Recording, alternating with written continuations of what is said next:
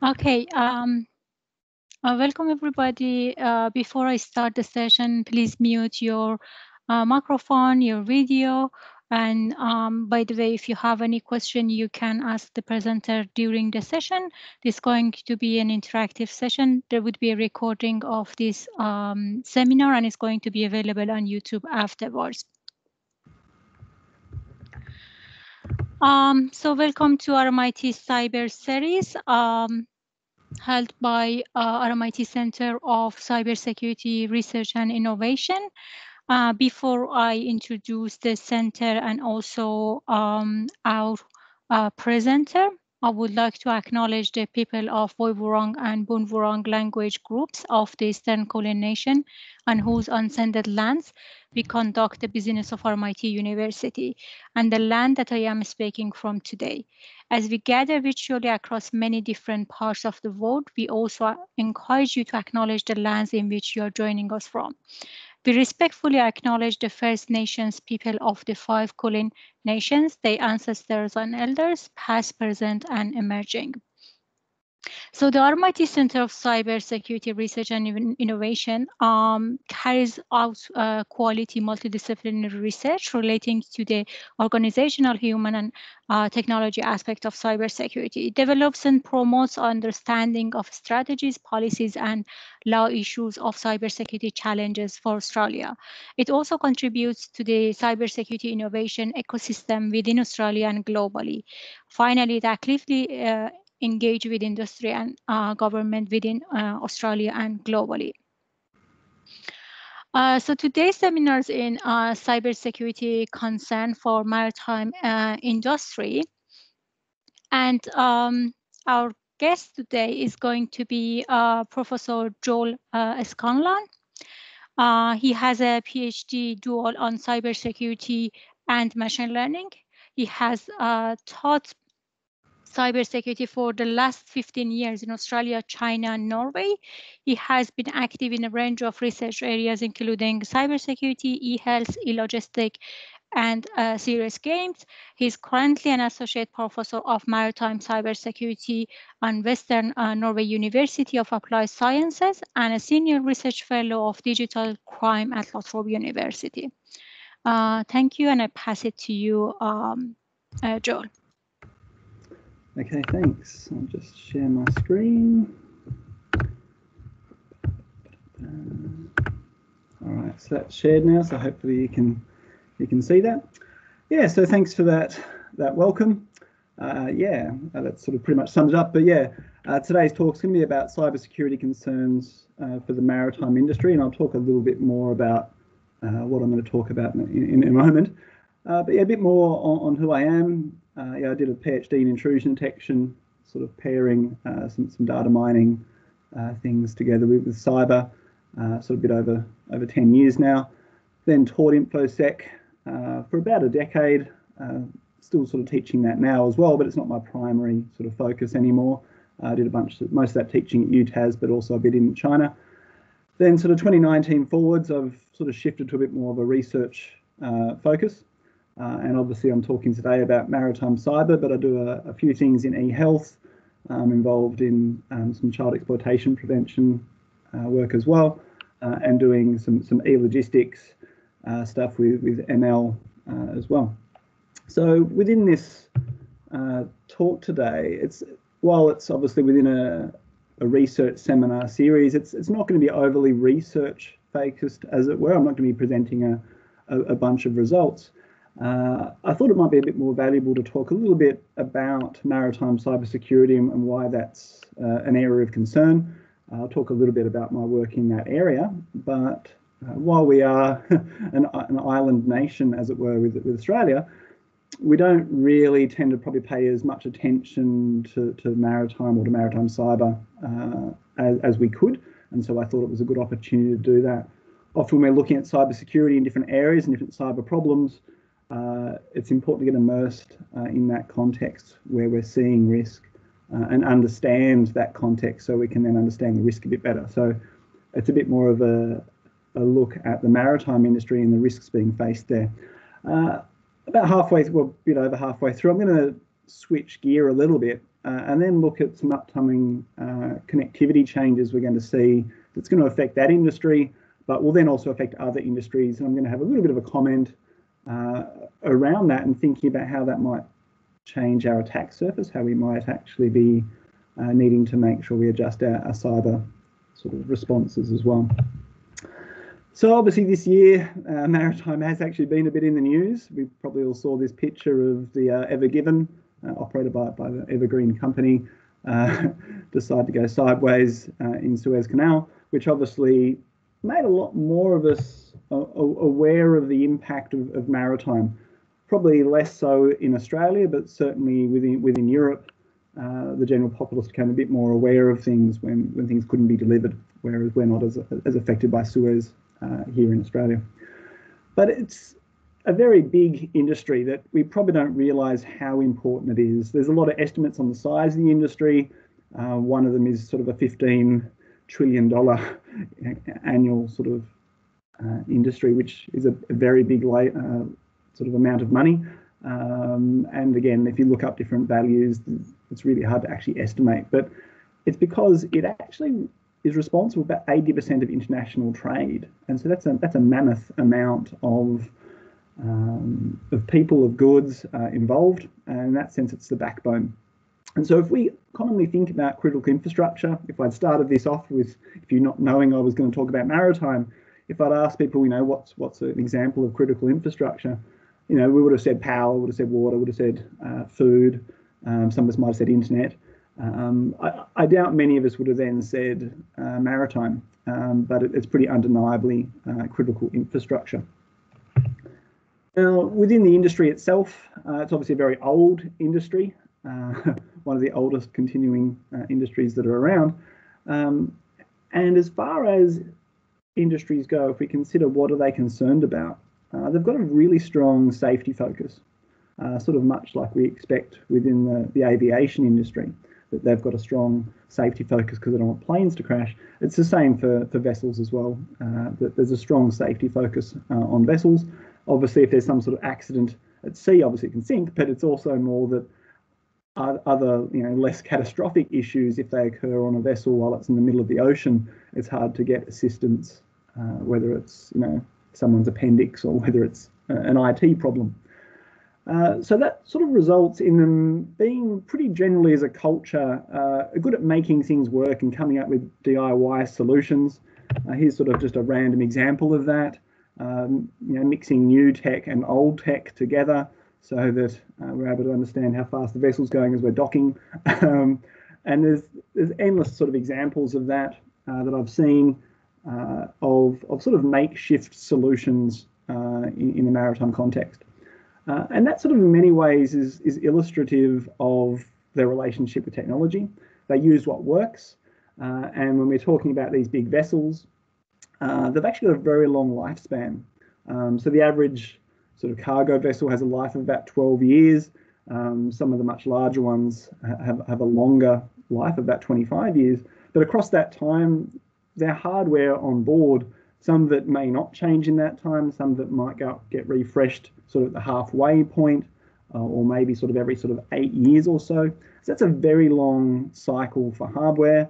And even when new hardware comes on board, often they keep the old hardware around in case that new stuff has some sort of problem because they're so safety focused, which, makes sense on some degrees. But if that culture keeps going in time, as you sort of replace old systems with new ones in an IT context, are you keeping around legacy vulnerabilities and things like that? Obviously becomes an issue. So maritime has a pretty long relationship with technology. IT's been a little bit patchy. They're often very quick to adopt things like GPS and sonar and radar and those sorts of things. But other IT sorts of technologies, they're a little bit slower to adopt. A big portion of this is because of the connectivity issue. They're reliant on satellite connectivity, which often means that it's unreliable. Sometimes they don't have access to the satellite, they can't get connectivity. And so that results in them historically not really adopting lots of high connectivity sorts of devices. That's starting to change, and I'm going to talk more about that as we move through the talk. But when those technologies aren't central to their mission, they often don't then adopt them or update them. They might sort of get just the bare minimum they need to get working and then keep going with it.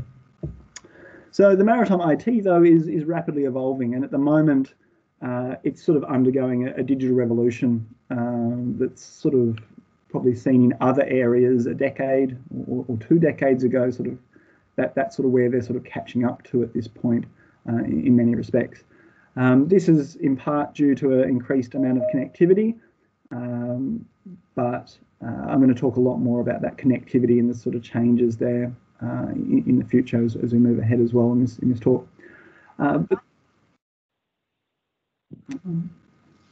Sorry, just got a little bit of Teams telling us stuff. But yeah, so in the future, they're going to become more reliant on AI. There's lots and lots of work being done by many universities and companies producing vessels that are looking towards an autonomous future.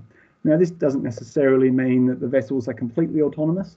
It certainly means a ramp up with increased autonomy in the short term, where you have less crew but more systems on board are able to look after themselves, to a possible multiple decades from now fully autonomous sort of idea. But certainly in the short term, it'd be definitely a very mixed sort of idea.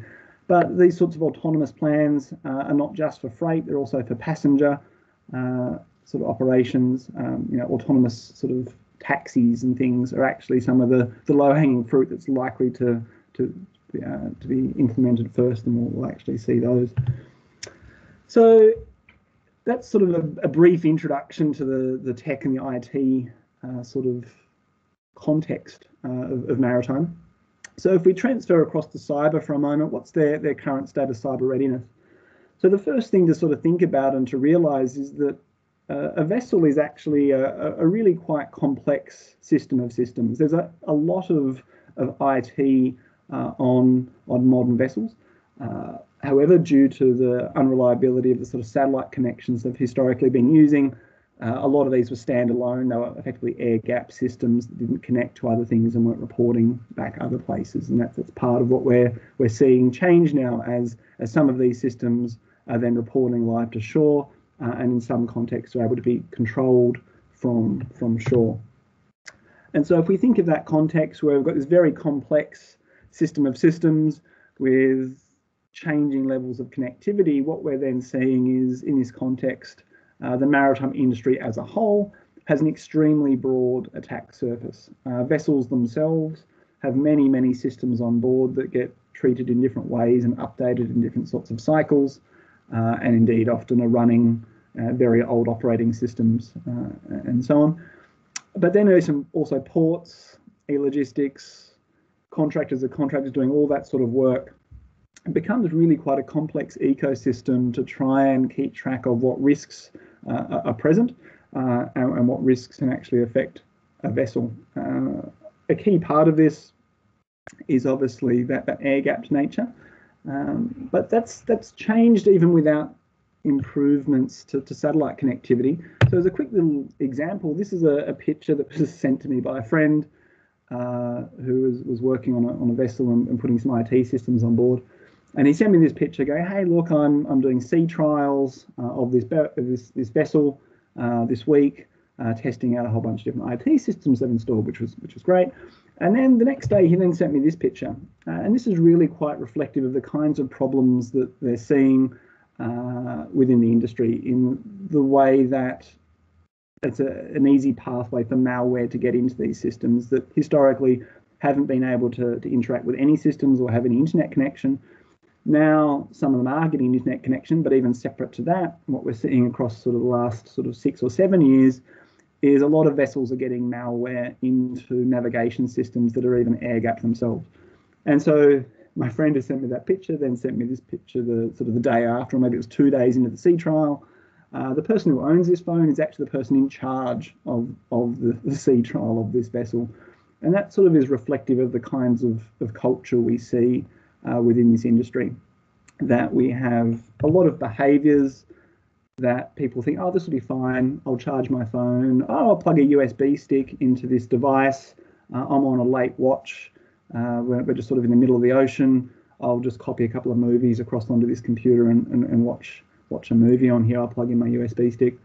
And so what we're seeing is lots of malware getting across in those sorts of ways because of previously it not being a big issue. There wasn't really any ability for things to phone home even, but then systems then sort of get connected, get a bit of malware in there, and then we're finding that malware is then phoning home and resulting in all sorts of other issues. Another example that sort of fits in line with his legacy code and old operating systems, a vessel that I know went to sea only about a year ago. I was aware that its engines controlled by basically an XP computer, and obviously from a cybersecurity perspective, we try to avoid XP as much as possible. Even a hardened version of XP that's got as much of it ripped out as possible. It was designed and put in place, and it was designed and put in place into a system that had a fair amount of network security involved. A lot of these older vessels, these complex systems, the systems are often in one network. There's not a lot of usage of VLANs to divide things up in older vessels. That's changing happily, and that vessel that the engine's controlled by XP was an example where they had a lot of network segregation, which is good for minimising risk. But when the vessel actually entered service a couple of months later, the owner of the vessel in Europe decided, oh, it's really cool that I can see the state of this vessel, but it's really annoying I can't control parts of it. And so the owner then decided, let's remove some of these firewalls, let's connect some of these networks together, and removed the security design that was actually in this vessel. And so we see a fair amount of that across the industry where ship owners and shipping companies are not used to considering the cyber impact of decisions that they make. And even when a vessel is designed with some level of security in mind, even if it's choosing to use XP, we then see that companies decide, oh, it would be really good if I could actually control this remotely. Let's remove some of these protections. And suddenly we've got another XP machine that's connected through via the internet to remote control. So that gives you a bit of an awareness of the kind of culture situation we're dealing with in this industry. And unsurprising sort of flow on from that is we're seeing a big increase in cyber attacks. Now, the first one I've got on this slide is obviously one we probably all heard of. It's about 4 years ago now, where Maersk themselves were affected by NotPetya, a ransomware infection that was actually Russia targeting the Ukrainian power grid, probably, that then went and hit lots of things, including Cadbury's in Australia and things like that.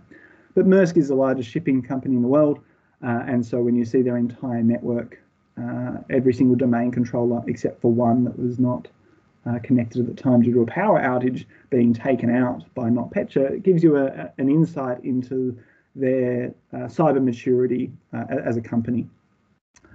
In addition to that, if we look across the last couple of years, we're seeing almost monthly incidents that sort of make maritime news, at least, of ransomware affecting different systems. Major ports being taken out, Barcelona and San Diego being mentioned here on this slide.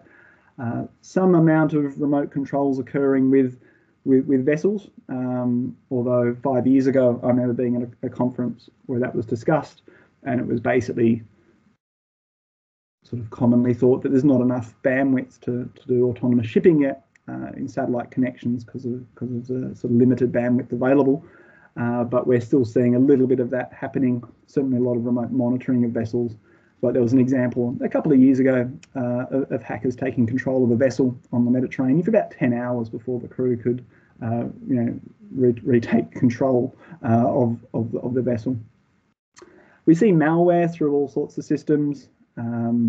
Things like USB phones being plugged in is obviously a key element there, but also laptops doing all sorts of normal personal things, then being connected through to operational technology, then transferring malware. So malware that's multi-platform in design is the main issue that they sort of face there with that sort of movement through different systems. But broadly, as a descriptor of where the industry is in relation to cybersecurity attacks, that bottom line sort of sums it up. Dramatic increase in the last few years, and that 400% since February 2020 was a number reported in about sort of October, November last year. So that's the sort of rate of increase of cyber incidents. Attacks is probably a little bit generous. A lot of the time it's infections from some sort of malware. Sometimes it results in remote control in bad examples. Other examples, it's obviously just ransomware that stops the device from being used.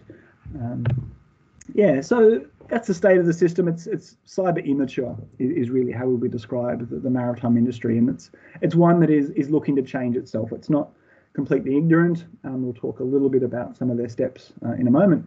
But before we get into that, just looking at what are the differences, what's special about maritime if we compare it to our other sort of cyber contexts. If we think of the classic definitions of information security or cybersecurity, we tend to think of confidentiality, integrity, availability. In a lot of military contexts historically, confidentiality was all what it was about, and then sort of through the 70s we start talking about integrity a lot with business. Maritime is very much in that availability camp. There's other contexts that are availability forward, you might say, but obviously it's probably the least most common of those big three that we talk about when we talk about the kinds of goals we care about in relation to cybersecurity. Obviously, denial of service attacks are a key part. That's that classic example of availability. But if we're thinking of a denial of service in a maritime context, if you can't navigate, you can't move your vessel at a key moment, you're in a big port, maybe you're a gas tanker, or maybe you're a smaller vessel next to a big gas tanker, liquefied gas, an accident at that point could be really quite impactful on the state of those vessels and the state of that port. So while they do have a strong emphasis on safety, we need to make sure that we actually communicate to them that cyber is actually an element of safety, and that's really where the most traction has occurred in education efforts within the industry, is expressing that cybersecurity is actually an element of safety, because safety is one of their key sort of driving methodologies within the industry. So with that focus on safety, though, it can result in a side effect of, well, we can't patch this system because we don't know what the effects are going to be on it. Even if there's a cybersecurity hole or a vulnerability, we don't want to apply the patch in case it has other effects. And so that can then lead through to systems not being patched for a long time because they're seen as being stable.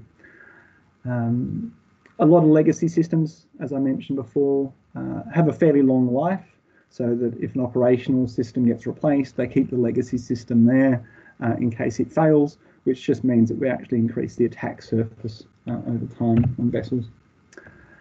A lot of systems on board are sort of mission critical, and so when we think about patching and fixing IT related issues to make sure we're as secure as we can be, it needs to be planned. We've got to plan an outage at that point. And then handling issues when they arise then becomes another sort of tricky thing to do. What happens if we're applying a patch in the middle of the ocean and it has a problem and it means that we lose access to that critical system? So the impacts of patching is obviously pretty important. And there was an example just a couple of years ago of a system that was highly connected and a patch was being applied to a system relating to the engine. And it didn't actually quite get applied properly, and there was an outage, but the IT guy applying the patch remotely hadn't actually bothered to check what they were doing, and they were actually trying to dock at the time. And so, these are a whole level of complexities that are quite particular to maritime, even though there's plenty of examples in other contexts where you need to know what's happening with the system before you sort of dive in as the IT guy.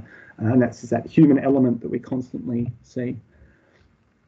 In terms of when an incident does occur, the response is trickier. I mean, so often we think of a cyber attack and think, oh, okay, when that occurs, we can get the IT team in to try and do what they're going to do. But what's the location of the vessel? Is it on the other side of the planet? Is it actually a malware infection that's resulted from a subcontractor that we've hired to come in and patch? They've connected their laptop to the system. And then actually that's where the infections come from. I've seen quite a few examples of that, where subcontractors on the other side of the planet doing some work approved by the company, the shipping company, has then been the cause of the infection. So there's quite a bit of complex sort of dealing with problems in that sort of context.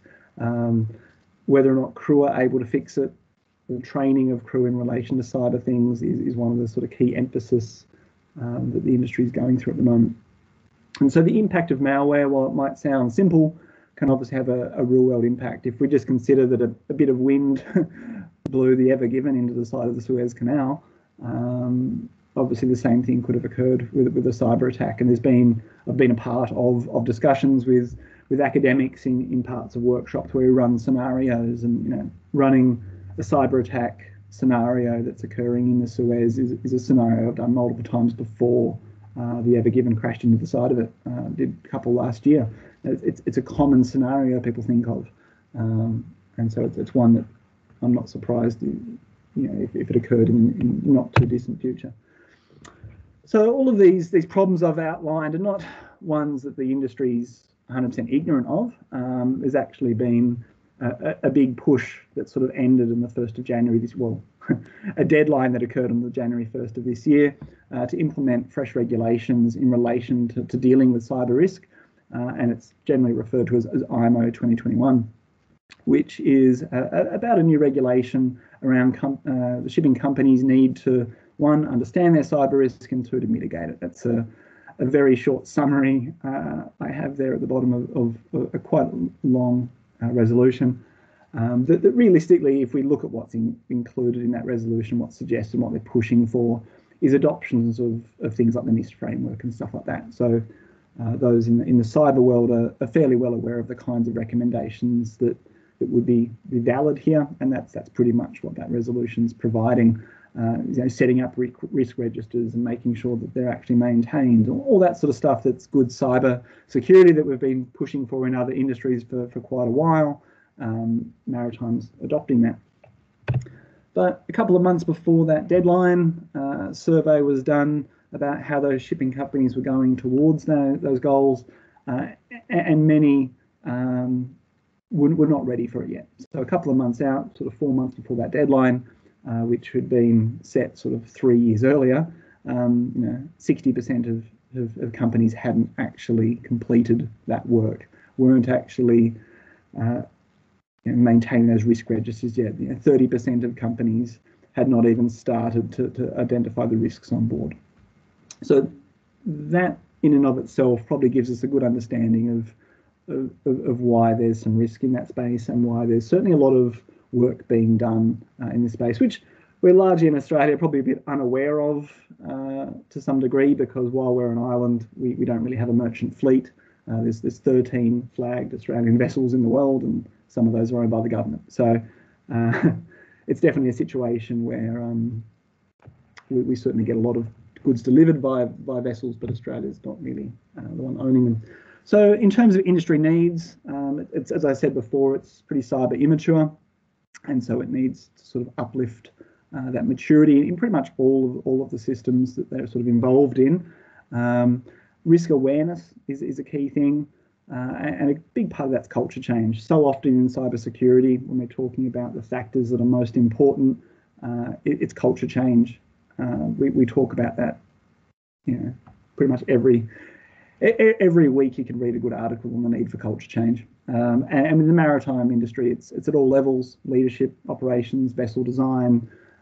It's all through the entire industry. So that presents a fairly sort of scary picture, possibly to some degree, without getting into the details of the kinds of problems they're having. But it is one that they are responding to. There's a lot of push to get vessels and shipping companies implementing IMO 2021. A bunch of the work I've been doing myself with other colleagues is a lot of that education and awareness raising within industry, holding seminars for companies and training large numbers of their employees and that sort of stuff. But what I'm going to talk about now and sort of shift gears a little bit is a change that is on the horizon that I think is going to affect maritime. Hopefully the changes to IMO 2021 give it some protection and things, but there's a connectivity change now on our horizon sort of globally that affects maritime, but affects a lot of industries. And I want to sort of talk about that for probably 5 or 8 minutes or so as the next little step to sort of think a little bit around how risks can change with connectivity. Now, many of us are probably aware of the new constellations that are in the process of being constructed at the moment. So we've probably all heard of Starlink and SpaceX, and probably endless Elon memes about putting satellites up. But Starlink is not alone. This is actually just a short list here of the quite a few different proposals for new satellite constellations. And these are in low Earth orbit, not that high up in the air in comparison to other satellites. Now, if we just to illustrate this change, consider what was satellite internet like 2 years ago. 2 years ago, there were 700 communication satellites in orbit. The bulk of these were at geostationary orbits, which means they're sort of 35,000 kilometers away, which means there's a pretty big latency hit there. Whereas these low Earth orbit constellations are at the sort of altitudes you can see there, 500 kilometers for Starlink at the moment. And this list of satellites here is also not the complete look. That's just phase 1 and phase 2 of Starlink, for example, which lists about 11 or 12,000 satellites there. Their full implemented constellation is closer to 40,000 satellites. OneWeb is huge. Kuiper, which is Amazon's project, which will be launching their first couple not too far off, is also in the thousands. And then last week, or maybe it was the week before, China announced that they are going to build a low Earth orbit constellation as well. We don't have any details about what the Chinese constellation looks like, but needless to say that this is a dramatic shift in connectivity. So low Earth orbit is really quite different to geostationary orbit. We're talking 0.15% of the distance away. So the main change with that is latency. So we're talking sub 25 milliseconds instead of half a second. This dramatically changes what can be done. It means we could be doing this call quite happily then, nice and simply and easily over satellite, as opposed to when it's over geostationary, you've then got that lag built in, obviously. With low Earth orbit, the satellite's actually looking at a much smaller area, which means that then all the antennas on it can actually be focused on a smaller area, which means you can then get a high bandwidth through it as well. A key difference with these sorts of communications, especially when we've got inter-satellite links, which are proposed and Starlink has already trialled some, is that you're able to actually take a path around the globe in low Earth orbit in a vacuum, which results in it being faster than fibre. So if we're looking at a connection between London and New York, we then see that we can be faster by going by satellite than via the existing optical fibre cable that's laid across the floor of the Atlantic Ocean. So this presents a scenario where these low Earth orbit satellite constellations in the next couple of years will result in being the best connection you can have for distances where the data is travelling more than 1,200 kilometres. That's the point that sort of swaps over. The time it takes to get up into space and then down again is obviously a hurdle to cross. But once you start going, basically Hobart to Sydney, Hobart to Adelaide sort of distance, any distance further than that, it's faster with an inter-satellite link to go via space. The reason for this is the speed of light in fibre isn't actually the full speed of light. As the light bounces along the fibre, there's a refraction index, and that basically means it goes about 60%, 65% of the speed. So when you're in a vacuum, it goes the full speed of light, and so that's why it can be really fast. Now, that itself doesn't matter too much if it's the best connection in the world in a maritime context. The point in a maritime context is obviously full coverage all the time, low latency, high bandwidth. It's the exact thing that's needed to enable autonomous shipping to actually take place. And so that's obviously a great boon for the maritime industry.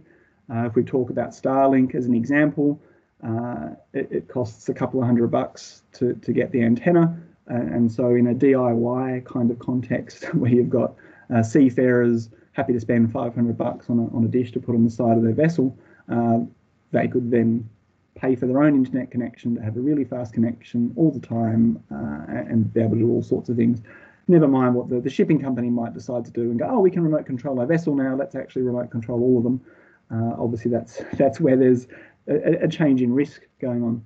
So just to have a quick little comment on this in a historical context, which I think is important, because I don't know what the answer is here. I don't know what cyber risk will really change with these low Earth orbit constellations, but I think it's an important thing to consider.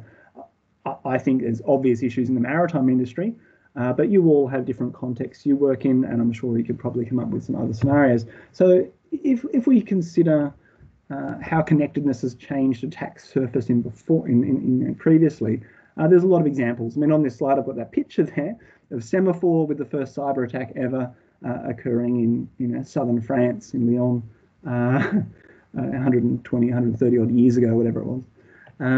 But if we think a bit more recently and think of TCP/IP, as that sort of took off in the early 80s, with the first full TCP/IP stack, I think in 83. In the years that followed that, we see the first examples well, first common examples at least, of government and military hacking. The Morris worm obviously was early 80s. We see all those sorts of examples and the sort of starting of our sort of concerns around cybersecurity. We have Dorothy Denning writing her intrusion detection papers about that time and things like that. If we jump forward to the 2000s, after the 90s and whatnot, and we see everyone having an XP box at home, personal computers take off, we see the positives from that. We have Amazon, eBay, Google, Yahoo all take off, but then we see at that same time that common consumer device that largely wasn't designed with a lot of security included. We see worms occurring. I remember many times, driving into university as an undergrad, hearing about Slammer and Blaster and I Love You virus occurring, and a number of computers globally that were no longer functioning or were infected. So with change and a paradigm shift, our attack surface changes, and we can see that things actually result in a cyber context that we need to be concerned about. In the 2010s, commoditization of server infrastructure, sort of explosion of data, and the companies really operating based on data. We then see ransomware, data breaches, identity theft all sort of take on a whole nother level, and that's what we're in at the moment. The concept of through this hyper-connectedness, using ransomware as a way of making money, and obviously we've seen that quite a bit in the last week or two. So in the next sort of year or two, when these become operational across the next 5 years, as we end up with basically 10 competing products in that space, where we end up with low latency, high bandwidth connection available globally, what's going to be the effect? Now, in built-up areas, in cities, it's not going to change anything else. We already have low latency, high bandwidth connection. So I'm not suggesting that suddenly this is going to affect those sorts of contexts we're already concerned about. It's more about what's not currently very cyber protected that will then rapidly adopt low Earth orbit constellations and then get caught unawares of the risks that they're facing. So what we're really talking about is geographically isolated industries that would really leverage this paradigm. And maritime is a classic case of that. I think another interesting example in the Australian context that I don't work in and don't know anything about it is mining. I have been to a mining operation, just randomly not related to cyber stuff, and they had a lot of connectedness between their trucks underground. I don't know much beyond that was kind of cool, but I would assume that the increased connectivity at a low cost, low bandwidth, so high bandwidth, low latency could possibly be a bit of a paradigm shift for them as well. I don't know what the cyber impact of that would be, but I think it's an interesting discussion point. I haven't really seen a lot of talk about what could possibly change with this. I'm not concerned overly about the providers themselves. I mean, there could be cyber risk there, but I see a Starlink or a Kuiper, which is basically Amazon, is basically being an ISP. You should trust them just as much as you trust your ISP. So it's not really a risk change there too much. I already don't trust my ISP. But it then is a case of what kinds of IoT-based devices is this going to enable, which could then accelerate cyber problems in that space. So just to wrap up with the last sort of couple of minutes is my research and work in this area. There's a few things I probably would have liked to have talked about, but because it's recorded, I can't, because a few things are embargoed a little bit. But the main work I've been doing in this space across the last sort of 2.5 years, when I sort of jumped into this maritime space with both feet, has been a lot of awareness and education work. Now, there's been some research elements to that, and got a paper or two just in the pipeline that aren't actually out yet because I haven't finished on our results. But it's been a lot of work to try and leverage this sort of opportunity to increase the education and awareness of the industry at all levels.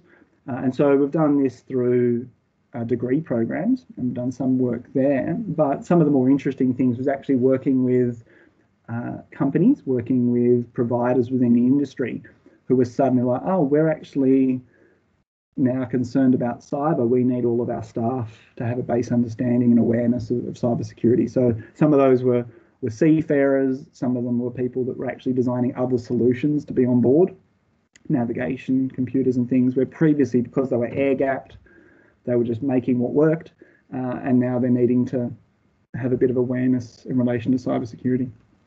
And so I've done quite a bit of stuff in that space and tried to collect data where appropriate from a research angle.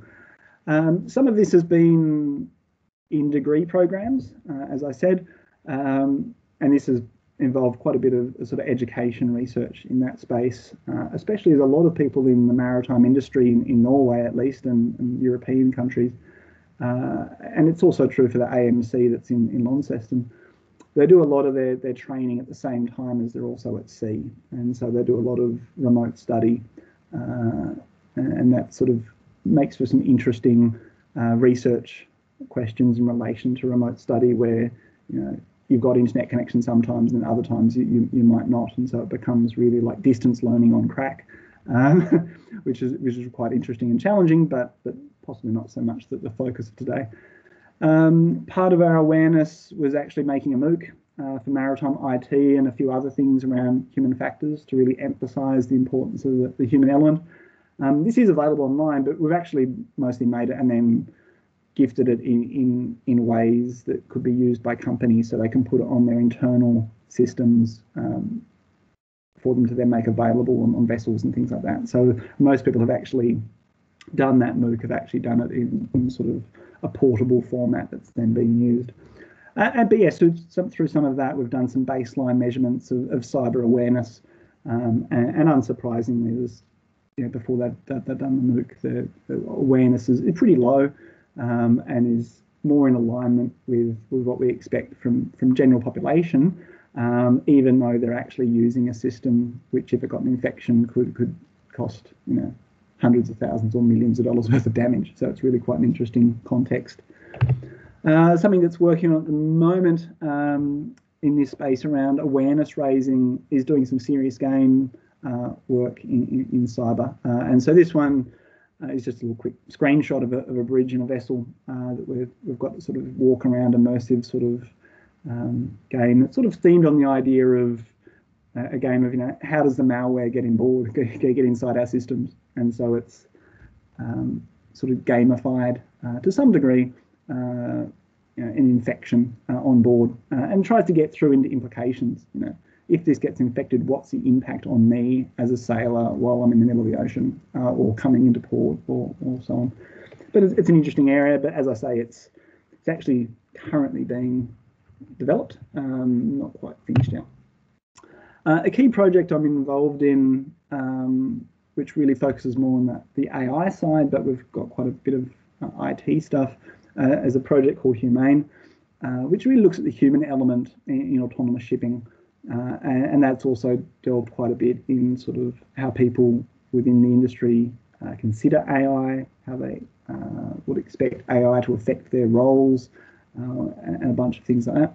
It's had a few papers come out of it, but it's also got a a book coming together at the moment, which will hopefully be interesting, but it's interesting hopefully to maritime people primarily. So in summary, this talk was mostly really about just giving a bit of insight into the maritime sector and the sort of concerns that can be had there in relation to cybersecurity. It is definitely improving. So many of the sort of maritime periodicals and news outlets and things have been hammering on cyber quite a bit lately.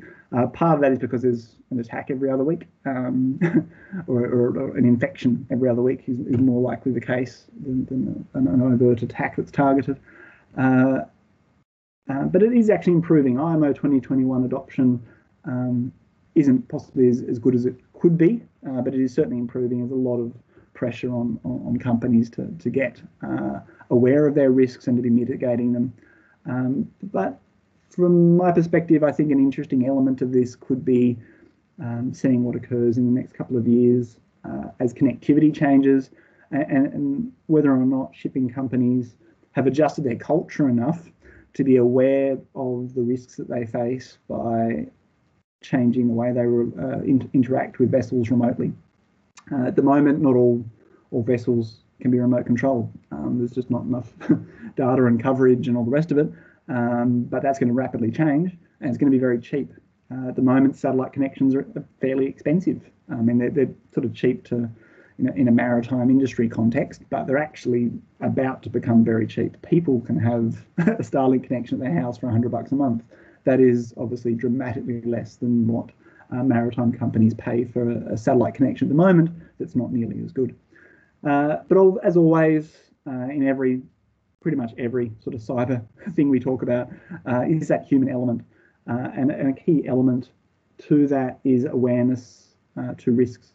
And the maritime industry is one that, because of that built-in air-gapped nature of their systems, they've not been as vulnerable as they probably truly are to cyber attack or to impacts of malware and things.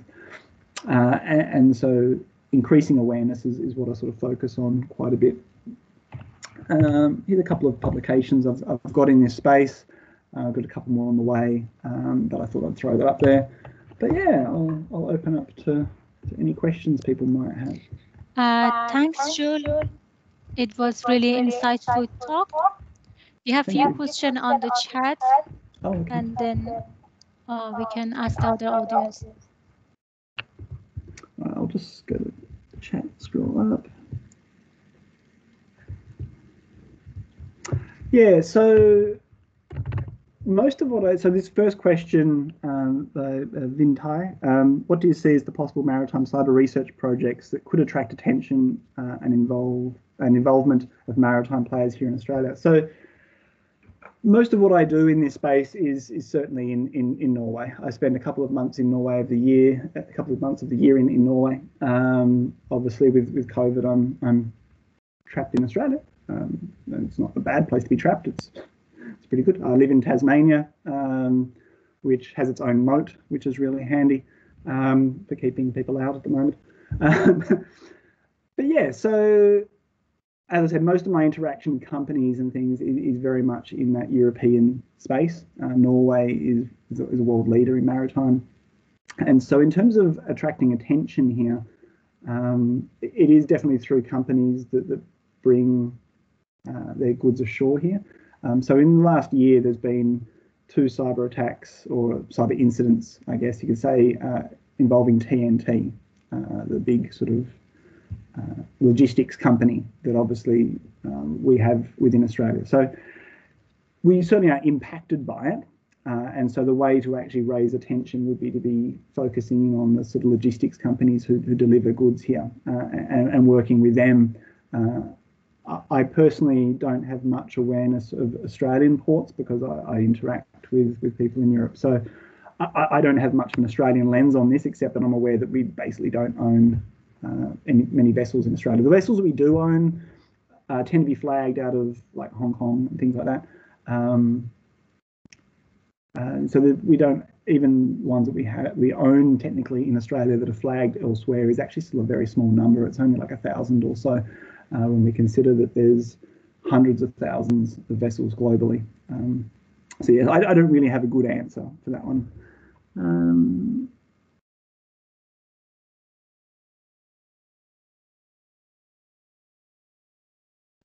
Where to start in cybersecurity and maritime? So to me, a key element, maybe this partly answers some of the previous question as well.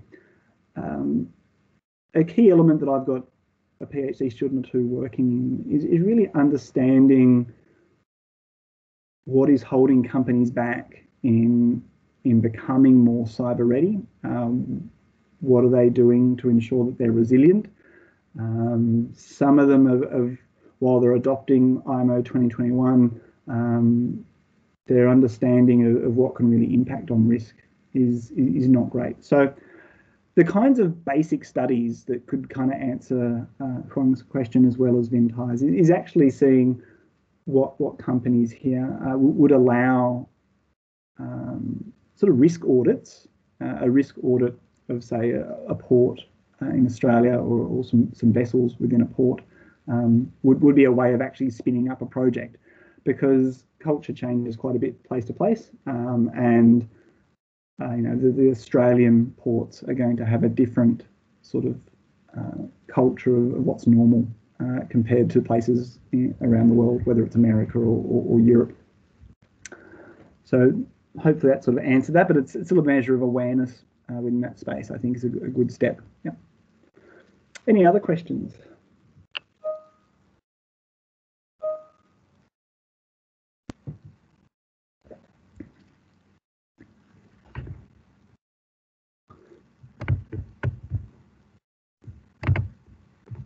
Oh, sorry. Yeah, so the question here is, what is the major operating system used in the maritime industry? Sorry if I already explained and I missed. So a lot of these systems on board do run versions of Windows. There's a lot of sort of Windows 7, there's certainly a bunch of XP, some of them are running Linux, and so there's a key thing about the complexity of vessels, and even if you just look at a bridge itself has probably between 10 and 15 sort of key systems within a bridge that enables the operation of it, navigation, communications, those sort of core systems there. And in most cases within the bridge, it's probably going to be 10, 12 different vendors. And so when you look across the bridge and you see all these different systems, they're often all from a different vendor. Some may be running a variant of Windows, some might be running a variant of Linux. And so that's sort of commonly there. There's a whole bunch of work by some of the really big companies like Kongsberg to have what's called an integrated bridge, where you sort of try and collapse down all those different vendors for all those different systems into a core single system. And so that then is certainly a thing that's being pushed and worked on by a few shipping companies. In that context, it does tend to be a bit more modern in that sort of context in the bridge. And so you might have a more recent version of Windows. But the scary sort of context I've been in is you look around the vendors and it's just everyone is different, and they're all running different patch levels. Even if they're running, Windows 7, you might have multiple different patch levels of Windows 7. And so then it becomes a case of, the weakest link is always the one that fails.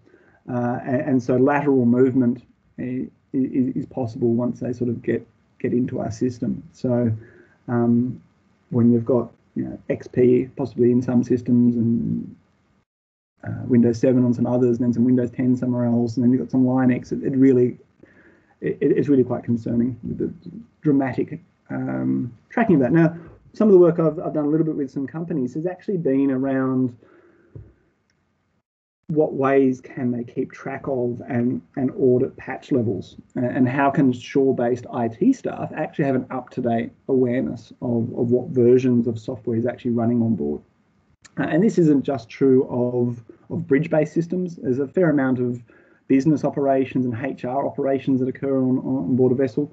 And so in that context, you've got old versions of Office running in a network that can be sometimes connected through to navigation systems and things like that. So it is quite complex. Yeah, a few people are heading off.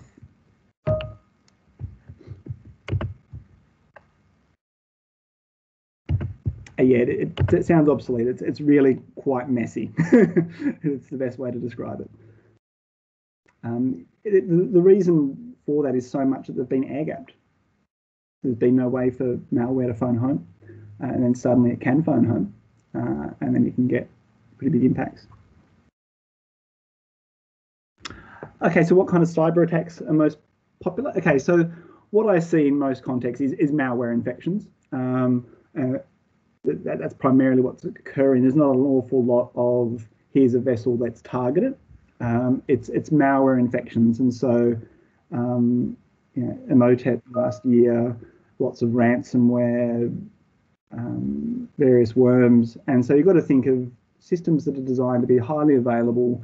Often have got older hardware. You get a Trojan or a worm in there that's going to drop performance down, and suddenly your navigation computer's not working as it should be. And so malware infections can have a pretty major impact even through performance hits or causing, a program to crash. Yeah.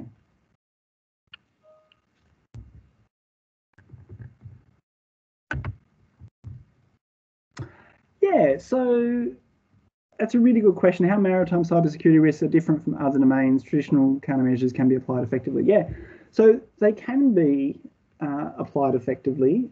Part of the issue is that because they haven't been, because they haven't been designed with network segregation, for example, in place, not having firewalls between systems, it just means that lateral movement is not that hard. A lot of those core things that cybersecurity people have been pushing or doing in, say, finance for 20 years, they're only now starting to do in maritime in the last 2 or 3 years. So they're just far behind in the concept of, oh, we need to actually have a network-based intrusion detection system watching what's occurring on our operational technology network that's filled with all of these different systems that are vitally important.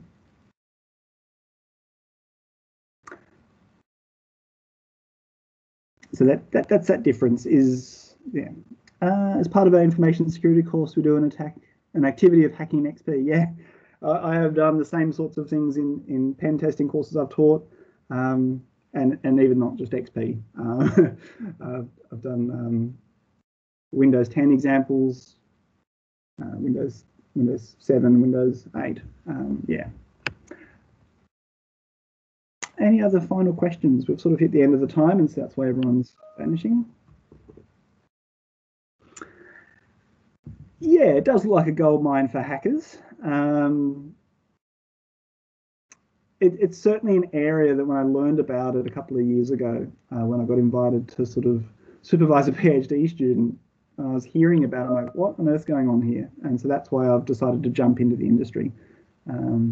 It felt like a gold mine for academics too. Okay, I think that was a very great session and discussion at the end as well. So if there is no further question, I would like to thank Joel again. And Huang, do you want to add anything? Oh, no, I just want to say that I learned a lot about maritime cybersecurity through the talk. So thanks a lot, Joel. No problem. No problem. I didn't get too much into the nitty gritty. I was trying to keep it at a high level because I figured you know, getting into particular incidents of ransomware or worms or Trojans aren't actually useful in this context because it's the same thing we see everywhere else. It's just more their ill-preparedness is actually the part that's interesting. Yeah, and education, right? Yeah. Great. So we wrap up the session now. Thanks everybody for joining us today and enjoy your weekend.